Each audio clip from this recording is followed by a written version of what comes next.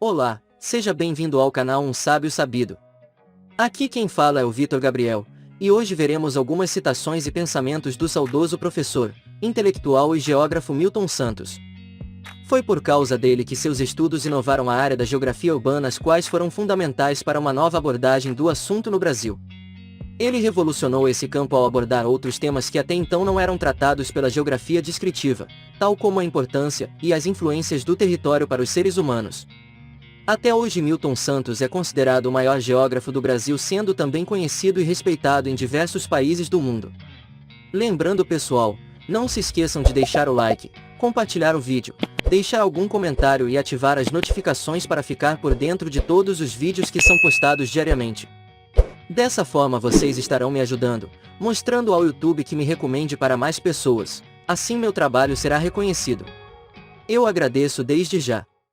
A geografia brasileira seria outra se todos os brasileiros fossem verdadeiros cidadãos. O volume e a velocidade das migrações seriam menores. As pessoas valem pouco onde estão e saem correndo em busca do valor que não têm. Existem apenas duas classes sociais, as do que não comem e as do que não dormem, com medo da revolução dos que não comem. A força da alienação vem dessa fragilidade dos indivíduos que apenas conseguem identificar o que os separa e não o que os une. Ser negro no Brasil é, com frequência, ser objeto de um olhar enviesado. A chamada boa sociedade parece considerar que há um lugar predeterminado, lá embaixo, para os negros. O Brasil jamais teve cidadãos, nós, a classe média, não queremos direitos, nós queremos privilégios, e os pobres não têm direitos, não há, pois, cidadania neste país, nunca houve. Eu me considero um intelectual outsider, coisa que é raro no Brasil, não pertenço a partido, grupos intelectuais, não respondo a nenhum credo, não participo de qualquer militância. A má índole associada à falta de educação leva ao racismo, preconceito e até à marginalidade. O mundo é formado não apenas pelo que já existe, mas pelo que pode efetivamente existir. A evolução do homem. Na pré-história o homem das cavernas vivia em bandos para se defender dos predadores. Hoje o homem vive em bandos para depredar. Jamais houve na história um período em que o medo fosse tão generalizado e alcançasse todas as áreas da nossa vida. Medo do desemprego, medo da fome, medo da violência, medo do outro.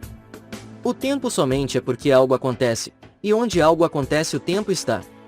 O terrível é que, nesse mundo de hoje, aumenta o número de letrados e diminui o de intelectuais.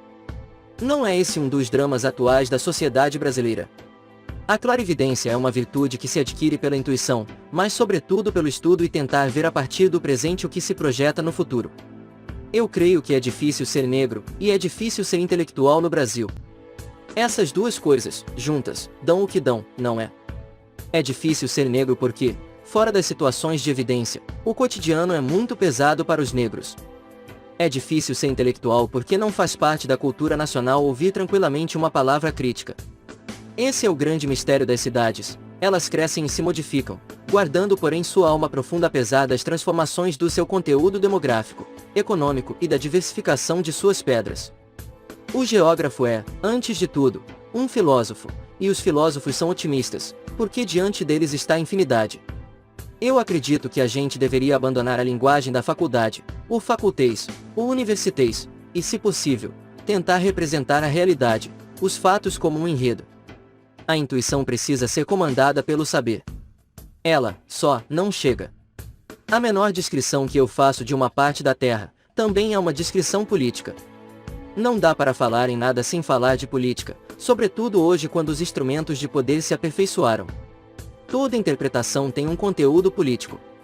O que estamos vivendo hoje é que o homem deixou de ser o centro do mundo. O centro do mundo agora é o dinheiro. Nunca na história da humanidade houve condições técnicas e científicas tão adequadas a construir o mundo da dignidade humana. Apenas essas condições foram expropriadas por um punhado de empresas que decidiram construir um mundo perverso. Cabe a nós fazer dessas condições materiais a condição material da produção de uma outra política. No Brasil existe um tipo de apartheid. Não é feio ser racista, é feio dizer que você é racista. Talvez esses 50 anos de globalização criaram também uma multidão de excluídos. Ajuda a fazer eu crer na oposição aos que têm e estão tranquilos por isso e aos que não têm e estão permanentemente intranquilos. Consumismo e competitividade levam ao emagrecimento moral e intelectual da pessoa, à redução da personalidade e da visão do mundo, convidando, também, a esquecer a oposição fundamental entre a figura do consumidor e a figura do cidadão. A globalização mata a noção de solidariedade, devolve o homem à condição primitiva do cada um por si, como se voltássemos a ser animais da selva, reduz as noções de moralidade pública e particular a um quase nada. A informação sobre o que acontece não vem da interação entre as pessoas, mas do que é veiculado pela mídia, uma interpretação interessada, se não interesseira, dos fatos. O que é transmitido à maioria da humanidade é, de fato, uma informação manipulada que, em lugar de esclarecer, confunde. Antigamente as grandes nações mandavam seus exércitos conquistar territórios e o nome disso era colonização. Hoje as grandes nações mandam suas multinacionais conquistar mercados e o nome disso é globalização. Um dos traços marcantes do atual período histórico é, pois, o papel verdadeiramente despótico da informação. As técnicas são implantadas nas sociedades e nos territórios a partir de uma política. Hoje, a política das empresas globais. Amanhã, a partir da política de Estado, impulsionados pelas nações. Deus é o todo, está em tudo. Mãe, um amor de renúncia, se preciso. Os papéis dominantes, legitimados pela ideologia e pela prática da competitividade, são a mentira, com o nome de segredo da marca, o engodo, com o nome de marketing, a dissimulação e o cinismo, com os nomes de tática e estratégia. É uma situação na qual se produz a glorificação da esperteza, negando a sinceridade, e a glorificação da avareza, negando a generosidade. Desse modo, o caminho fica aberto ao abandono das solidariedades e ao fim da ética, mas, também, da política. Às vezes achamos que vamos ser fortes e aguentar até o final, mas chega uma hora que você realmente cansa de achar. Comunicação é troca de emoção. A geografia não é uma disciplina que possa seduzir o mundo moderno. É uma disciplina que se pretende sintética.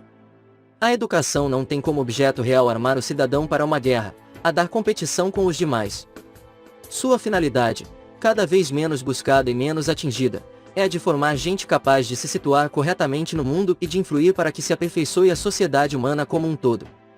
A educação feita mercadoria, reproduz e amplia as desigualdades, sem extirpar as mazelas da ignorância. Educação apenas para a produção setorial, educação apenas profissional, educação apenas consumista, cria, afinal, gente deseducada para a vida. O homem se relaciona com uma sociedade cheia de espaço, mas não com a natureza. Por que não a dialética do homem com algo que não tem finalidade como a natureza? Porque o processo de globalização não é resultado do acaso, é resultado de um planejamento extremamente bem feito. Nem o dinheiro nem a informação teriam a força que tem em países como o Brasil, sem que o Estado decidisse lhes dar a mão forte. A minha posição atual é considerada, por colegas anglo-saxãos, estrutura existencialista. Eu acho que o estruturalismo, desde que seja ajudado pela história, tem muito a contribuir. O poder da geografia é dado pela sua capacidade de entender a realidade em que vivemos.